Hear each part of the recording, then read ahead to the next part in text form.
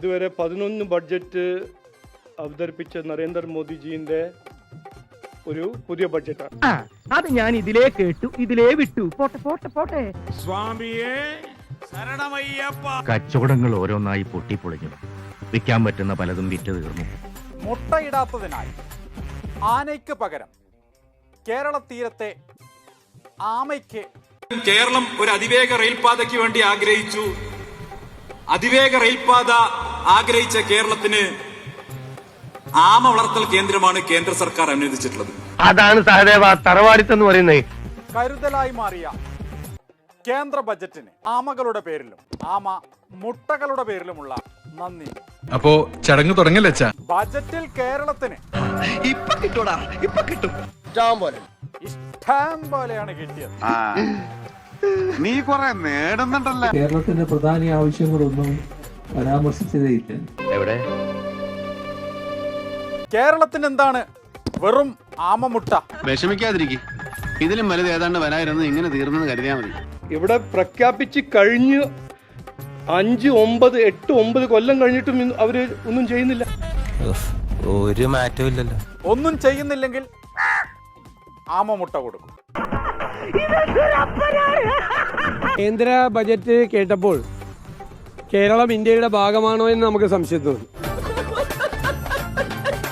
അതിന് കൊടുക്കണം പൈസ. കേരളത്തിന് ഒരു ആനമുട്ടയും ഇല്ല എന്നാണ് ബജറ്റ് നിരീക്ഷിക്കുന്നവരൊക്കെ പറയുന്നത്. എനിക്കിത് കിട്ടണം.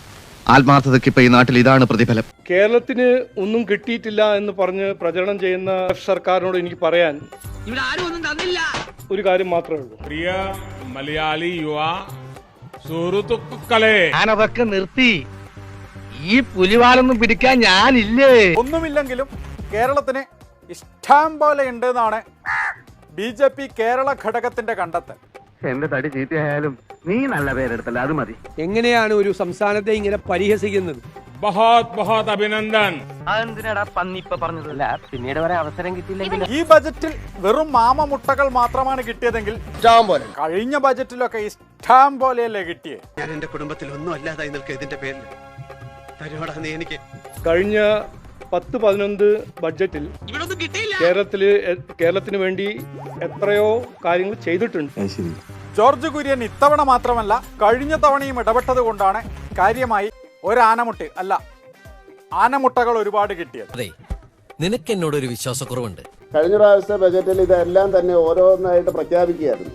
ഇന്ന സ്ഥലത്ത് പ്രഖ്യാപിക്കുകയായിരുന്നു. ഇത് പ്രാവശ്യം ഓപ്പൺ ആണ്.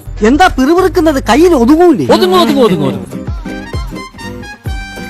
എന്ത് തങ്കപ്പെട്ട മനുഷ്യനാടാ ഇവനെ പറ്റി നീ തോന്നിയ ദിവസം പറഞ്ഞത്. കഴിഞ്ഞ ബജറ്റിൽ ഏറ്റവും കൂടുതൽ തന്നത് ജോർജ് കുര്യൻ സാർ.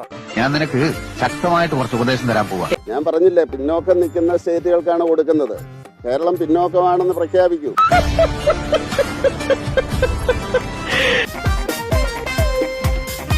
കുഴപ്പമില്ല, നെക്സ്റ്റ് ടൈം പെൻ ഡ്രൈവ് ആയി കൊടുക്കാല്ലേ. അല്ല ജി, എന്താണ് നമുക്ക് ഈ ബജറ്റിൽ കാണാൻ കഴിയുന്നത്? ഒരു മീഡിയം ടേമും ലോങ് ടേം ഇക്കണോമിക് സ്ട്രാറ്റജിന്റെ ഫലമാണ് നമ്മൾ ഇന്ന് കാണുന്നത്. എന്തൊരു അറിവാണ്. നിങ്ങൾക്ക് തന്ന പദ്ധതികളും തന്ന പ്രോജക്ട്സും നിങ്ങൾ എന്തുകൊണ്ട് നടപ്പിലാക്കുന്നില്ല? വേറെ വേറെ ആൾക്കാർക്കുള്ള സാധനങ്ങളാണ്. നമ്മളൊന്നും അതിൽ കയറി തലയിടാൻ പാടില്ല. പണിയാ. അല്ല, ഇനി ആമമുട്ട കൂടാതെ പല്ലിമുട്ടയൊക്കെ കിട്ടണമെങ്കിൽ എന്തൊക്കെ ചെയ്യണം? NDA സർക്കാർ ഇവിടെ വരണം. ഡബിൾ എഞ്ചിൻ സർക്കാർ വന്നാൽ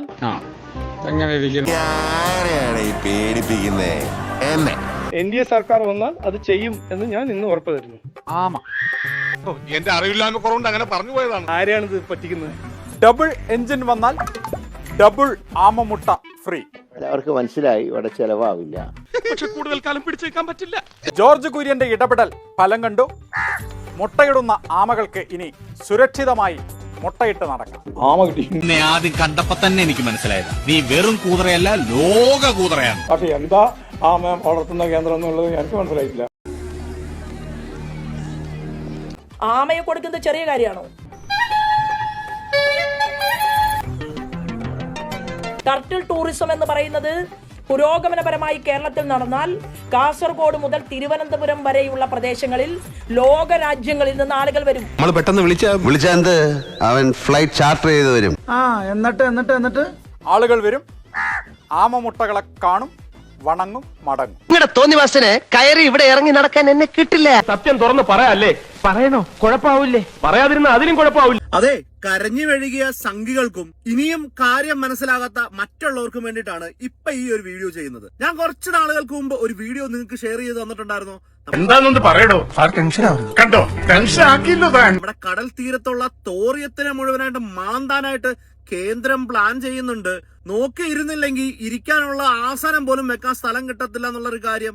അത് ഈ ബഡ്ജറ്റ് വന്നു കഴിഞ്ഞപ്പോഴത്തേന് മനസ്സിലാകേണ്ടവർക്ക് മനസ്സിലായിട്ടുണ്ട്. എന്താണെന്ന് ഒന്ന് പറ. വിശ്വാസവും മതവും പറഞ്ഞു നടക്കുന്ന ആളുകൾക്കൊന്നും ശബരിമലയ്ക്കുള്ള റെയിൽപാതയും വേണ്ട, ശബരിമലയ്ക്കുള്ള വിമാനത്താവളവും വേണ്ട, ഒരു കോപ്പും വേണ്ട. അവർക്ക് വേണ്ടത് കടലും കടൽ തീരവുമാണ്. ചിന്തിച്ചില്ല എന്തിനാണ് കടലാമേനെ സംരക്ഷിക്കാൻ വേണ്ടിയിട്ടുള്ള ഒരു പദ്ധതിയും കൊണ്ട് വന്നതെന്ന്. എന്താ നിങ്ങളെ വിചാരം? പിന്നെ കൂട്ടത്തില് കേരളവും തമിഴ്നാടും എല്ലാം കൂടെ ചേർന്ന് മാന്താനുള്ള ഒരു പദ്ധതിയും കൂടെ. എല്ലാം കൂടെ ഒന്ന് കൂട്ടി വായിച്ചാൽ കാര്യം മനസ്സിലാവും. ഇതാണ് അവസ്ഥ. ഷാജി കാര്യം പറയുന്നത് കണകുണ വർത്താനം പറയുന്നോട്ടോ. ഇപ്പൊ ഞാൻ പറയണേനാണ് ഈ കള്ളപ്പോർക്കിന് കുഴപ്പം. ഇപ്പൊ ബഡ്ജറ്റ് വന്നപ്പോ കണ്ടോ എന്താണ് വേണ്ടത്? വളരെ വ്യക്തമായിട്ട് 3 കാര്യങ്ങളാണ്. തീരദേശം, നോട്ട് ദാറ്റ് പോയിന്റ്. ഒന്ന് റെയർ എർത്ത് എലമെന്റ്സ്, എവിടെയാണുള്ളത്? കടൽ തീരത്ത്. പിന്നെ വേറെ കോമഡി ഉള്ളത് ശബരി റെയിൽപാതയൊക്കെ പറഞ്ഞിട്ട് ഉള്ളത് കടലാമ വളർത്തൽ. ഈ കടലാമേനെ വളർത്തണമെങ്കിൽ ആദ്യം കടൽ തീരത്തെ മണ്ണിനെ പറ്റി പഠിക്കണം. എന്നെ ആപ്പിലാക്കാതെ അനന്തൻ എത്രയും പെട്ടെന്ന് ഒന്ന് സ്ഥലം വിടണം. മണ്ണിനെ പറ്റി കൂടുതൽ പഠിച്ചു കഴിഞ്ഞാൽ മാത്രമേ കടലാമ ആ മണ്ണിൽ ജീവിക്കാൻ പറ്റുമെന്ന് അറിയുള്ളൂ. അപ്പം ആ മണ്ണിൽ എന്തുണ്ടെന്ന് അവർക്കപ്പം മനസ്സിലാവും. ഈ ഹോട്ടൽ എങ്ങനെയെങ്കിലും തകർക്കണമെന്ന് ഒറ്റ ലക്ഷ്യം വെച്ചുകൊണ്ട് ഇറങ്ങി തിരിച്ച തെമ്മാടിയവൻ. അങ്ങനെ കടലാമേനെ പറ്റി കൂടുതൽ വളർത്താൻ പറ്റും എന്നൊക്കെ പറയണു. സംഭവം നഷ്ടത്തിൽ പോയി കഴിഞ്ഞാൽ നമുക്കതും റെയർ എർത്ത് എലമെന്റ്സിലേക്ക് വിടാം. 3 നാളികേര വികസനം. നല്ലതാ. നാളികേരം എന്തായാലും മലയുടെ മുകളിലല്ലല്ലോ, അതും കടൽ തീരത്ത് തന്നെ ഉണ്ടാവണേ. അല്ല, ചില സ്ഥലത്തൊക്കെ സംശയം ശരിയായിരിക്കും. എന്നാലും അപ്പൊ നാളികേരം നന്നായിട്ട് പുഷ്ടിയോടെ വളരണമെങ്കിൽ മണ്ണിനെ പറ്റി പഠിക്കണ്ടേ? അപ്പൊ മണ്ണിൽ എന്തൊക്കെ ഉണ്ടെന്ന് അറിയും. ഇനി നാളികേരം നഷ്ടമാണെങ്കിൽ അതും റെയർ എർത്ത് എലമെന്റ്സിലേക്ക് വിടാൻ പറ്റും. അതെ അതെ, അതിന് ഞാനൊരു ഉദാഹരണം പറയാം. അങ്ങ് തിരുവനന്തപുരം മുതൽ കാസർഗോഡ് വരെ ഇവർ ഓൾറെഡി സ്കെച്ച് ചെയ്ത് വെച്ചേക്കുന്നതാണെന്ന് ഞാൻ നേരത്തെ തന്നെ വീഡിയോ ചെയ്ത് പറഞ്ഞിട്ടുണ്ട്. ഇതാണ് ലോകം. നമ്മൾ മനസ്സിൽ പോലും കരുതാത്ത ചില ശവങ്ങളായിരിക്കും ചിലപ്പോ നമ്മുടെ ശത്രുക്കൾ. അപ്പൊ നിങ്ങൾ ബഡ്ജറ്റിൽ നിന്ന് എന്താ എക്സ്പെക്ട് ചെയ്യുന്നേ? എയിംസ്, ശബരി റെയിൽപാത, ശബരിമലയിൽ എയർപോർട്ട്. എടാ, ഇതൊക്കെ വോട്ട് മേടിക്കാൻ വേണ്ടി മാത്രം. എന്തായി സംഗതി? കുളമായി. എന്ത് കുളത്തിൽ വീണു കുളമായി. ലക്ഷ്യം ഈ കടൽ തീരമാണ്. അത് മനസ്സിലാക്കേണ്ടവരും മനസ്സിലാക്കും, അല്ലാത്തവരും മനസ്സിലാക്കണ്ട. ഇതൊക്കെ നമ്മൾ ഈ സീനൊക്കെ പണ്ടേ വിട്ടതാണ്. ഇതിപ്പോ നല്ല കോമഡിയാണ്. അപ്പൊ കുറെ പേര് മെസ്സേജ് ചേട്ടൻ പറഞ്ഞത് ശരിയാണോ തെറ്റാണോ അതൊക്കെ അവിടെ വെച്ചേക്ക്. നിങ്ങൾ ഇതിനെപ്പറ്റി കൂടുതൽ പഠിക്കി, വായിക്കി. അപ്പൊ നിങ്ങൾക്ക് മനസ്സിലാവും ഇവരുടെ നോട്ടം എങ്ങോട്ടാന്ന്. ഇതൊക്കെ ഒരു ബോണസ് ആയിട്ട് കരുതിയാൽ മതി എന്നും പ്രതീക്ഷിക്കല്ലേ. ഇതൊക്കെ ഇങ്ങനെ വാരിക്കോരി ഗുജറാത്ത് തീരത്ത് കൊണ്ടേ വെക്കുമ്പോ നല്ല രസമായിട്ട് ഇരുന്ന് ചിരിച്ചാൽ മതി. ഈ കൈയടിക്കുന്ന കുറെ സംഖ്യകളുണ്ട്, ഉന്നത കൊല അല്ലാത്ത സംഖ്യകളൊക്കെ. അവനൊക്കെ സ്വന്തം വീടും കിടപ്പാടും ഒക്കെ പോകുമ്പോ തന്നെ പഠിച്ചോളും. എത്ര പൈസ കിട്ടിക്കഴിഞ്ഞാലും ജീവിക്കുന്ന മണ്ണിന്റെ അത്ര വിലയൊന്നും ഒന്നിനുമില്ല. ക്ഷമിക്കണം, ഇത് കൊള്ളയാണ്, തട്ടിപ്പാണ്, പകൽ കൊള്ളയാണ് എന്നൊക്കെ മനസ്സിലാക്കേണ്ട ഒരു കാലം വരുമ്പോ ഇവരൊക്കെ പഠിക്കും. അപ്പോ എനിക്ക് പറയാനുള്ളത്, വീണ്ടും സന്ധിക്കും വരേക്കും വണക്കം. ചോറുകൾ പലതരം: നെയ്ച്ചോറ്, പാൽച്ചോറ്, ചക്കരച്ചോറ്, വെറും ചോറ്, ഉണക്കച്ചോറ്. ഇതാണ് സാക്ഷാൽ കൊലച്ചോറ്.